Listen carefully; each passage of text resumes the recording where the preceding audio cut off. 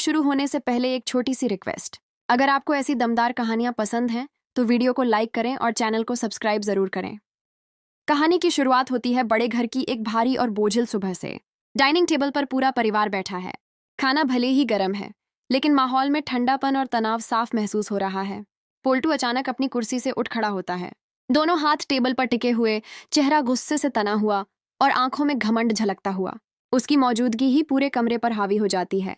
घर के बाकी लोग ऐसे खामोश बैठे हैं जैसे तूफान से पहले की सन्नाटा हो। टेबल के एक कोने पर पारो बैठी है, आंखों के नीचे काले घेरे, सूजा हुआ चेहरा, जैसे पूरी रात रोती रही हो।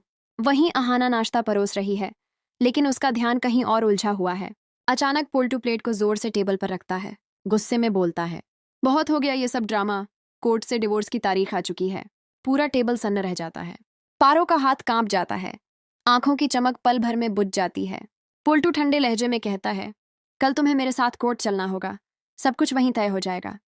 पारो धीमे से सिर उठाती है और भारी आवाज में कहती है, पोल्टू, कम से कम मेरी बेटी का तो ख्याल करो। तभी पुजारी बीच में टोकते हुए बोल पड़ती है, अब कोर्ट तय करेगा कि कौन मां बनने के काबिल है। ठाकुर जी हल्की मुस्कान के साथ कहते हैं, कानून जो कहेगा वही सही होगा। अहाना का चेहरा सख्त हो जाता है। वह पारो के पास आकर धीरे से कहती है, पारो दी, आप अकेली नहीं हो। पारो बस खामोशी से अपने आंसू पोंछ लेती है। अब सीन बदलता है। कोर्ट के बाहर ऊंची सीढ़ियां, वकीलों की भागदौड़ और मीडिया के कैमरे। पारो सादी सफेद साड़ी में खड़ी है, चेहरा मुरझाया हुआ, हाथ में अपनी बेटी मिठाई का छोटा सा खिलौना। दूसरी तरफ पोल्टू सूट में पूरी तरह कॉन्फिडेंट नजर आता है। उसके साथ पुजारी, आंखों में जीत का घमंड। जज के आते ही सुनवाई शुरू होती है। पारो का वकील कहता है, माय लॉर्ड, मेरी क्लाइंट ने अपनी पूरी जिंदगी इस घर को दे दी है। वह एलिमनी की मांग करती है। कोर्टरूम में फुसफुसाहट फैल जाती है। पोल्टू गुस्से में खड़ा होकर बोलता है, इस औरत ने सिर्फ मुझे बदनाम किया है। तभी पारो भी हिम्मत जुटाकर खड़ी होती है, मैंने सब कुछ सिर्फ अपनी बेटी के लिए सहा है। जज गंभीर आवाज में कहते हैं, चाइल्ड कस्टडी पर कोर्ट ने फैसला ले लिया है। पारो की सांसें थम जाती हैं।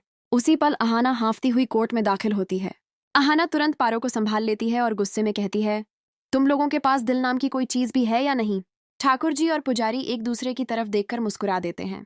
पुजारी धीमे से कहती है, आखिर जीत पावर की हुई है। पारो अपनी बेटी को देखते देखते बेहोश हो जाती है। कोर्टरूम में सन्नाटा छा जाता है।